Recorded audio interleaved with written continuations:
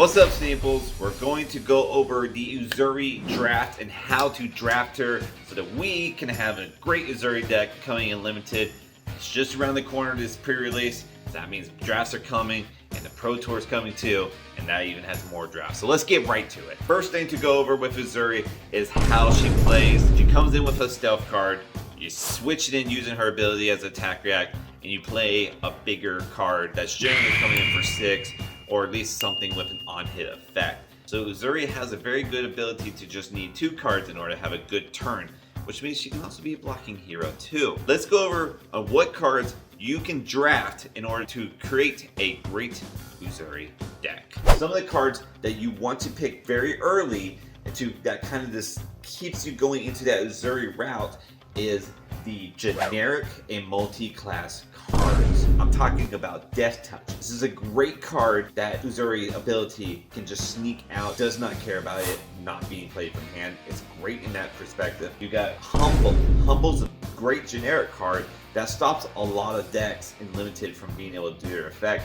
And again, here you get to sneak it out. Now this other card, which is Shakedown. Shakedown is just an Uzuri card, but if you do see that early enough, go ahead and pick that up. You don't have to be Uzuri even if you picked it up, but it does help if you end up being Uzuri to have such a great card. Your first 1 through 5 picks, you want to kind of keep open. Draft some of those Assassin, Ranger, or Assassin, Ninja type cards, and maybe, a few individual assassin card, but also a lot of generics. A lot of generics for 6. Humble's pretty damn good. You also have Amnesia.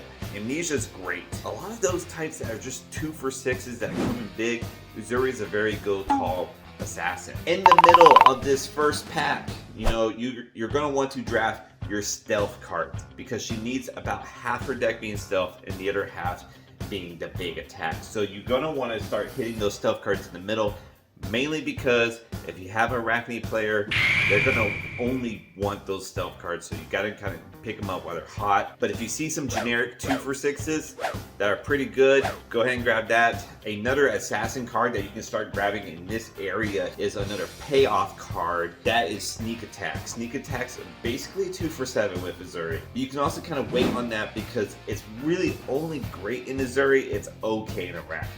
So there's a good chance you'll see that card come around. At the end, you can go for your trap cards. Like I said, Uzuri's a hero that can make work out of just 2 cards in her hand. Therefore, she can run traps and instances like Peace of Mind.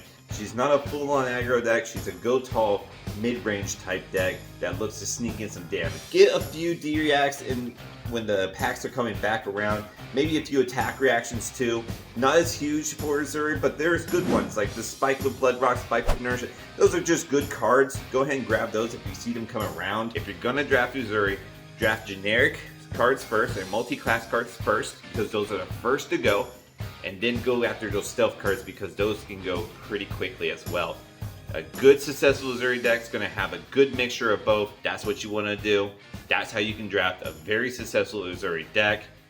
We're going to come out with more videos for each hero, and we are even going to come out with a draft tier list at the end. So stick with us. We'll go over how to draft Arachne tomorrow. Keep on fabbing, guys. Catch you in the next one.